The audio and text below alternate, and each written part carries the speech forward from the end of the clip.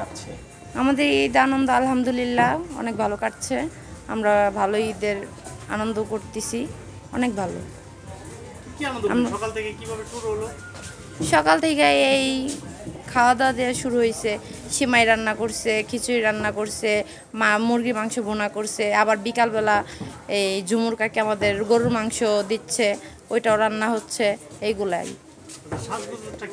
সাজগোজ যেরকম করছি এরকমই আছি। প্রতিদিন তো আপনারা সাজেন, অন্যের জন্য সাজেন? না না, প্রতিদিনের মতো আজকে সাজি নাই, আজকে অন্যরকম সাজছি।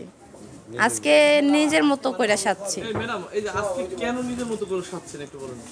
বছরকার একটা দিন, 12 মাসে এক বছর, 12 মাস পরে একটা বছর আসে, তার জন্য আমরা এরকম সাজছি। আরেকটা বিষয়, এই যে মাংস দিছে আপনার হাবিব স্যার, হ্যাঁ, হাবিব স্যারের জন্য আগে আমাদের এখানে মাংস বা কাপড় চোপড় কোনো কিছু দেওয়া হতো না। এখন মনে করেন আমাদের এখানে মাংস, কাপড় চোপড় এগুলা অনেক কিছুই দেওয়া হয়।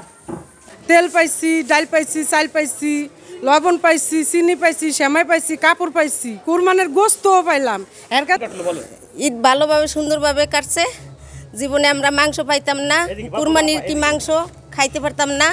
এইবার আমরা হাবিব স্যারের জন্য আমরা মাংস খাইতে পারতেছি।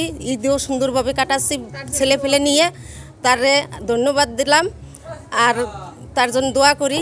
আমরাও অবহেলিত, এখন আমাদের ঈদটা খুবই ভালো লাগতেছে। ঢাকা স্যারে আমাদেরকে সাহায্য করছে, তাকে অনেক ধন্যবাদ। আমাদের মানুষ ভালো চোখে আমাদের দেখে, আমাদের জন্য যে এই